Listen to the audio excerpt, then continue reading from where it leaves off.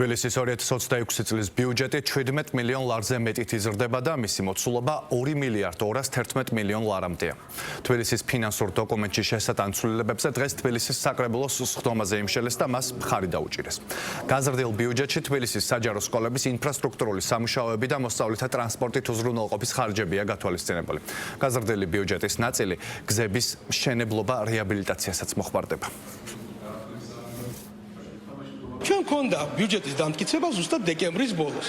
მაშინ არ შეიძლებოდა ამ საკითხის შეტანა, რატო არ შეიძლებოდა.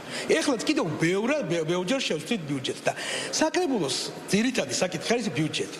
დანარჩენი არის ჩვენთან ზონირების შეცვლა, არის გერგების დამტკიცება და 1 ლარით ბიდების გადაცემა. ამას ვაკეთებთ. ბიუჯეტზე მნიშვნელოვანი არც ერთი საკითხი არ აქვს. მე თავი შევიკავე ამ შემთხვევაში. თვითონ იდეა ცუდი არ არის სკოლები გადმოეცემა, მაგრამ რამდენად გააკეთებინ? ალბათ იცით, რომ დღესაც ვარკეთილის მეტრო, რომელიც 7 წელიწადი კეთდება, ისევ გადაიდო მისი გახსნა. არსებულ ბიუჯეტში ხდება მატება, 17 მილიონით იზრდება ბიუჯეტი დედაქალაქის.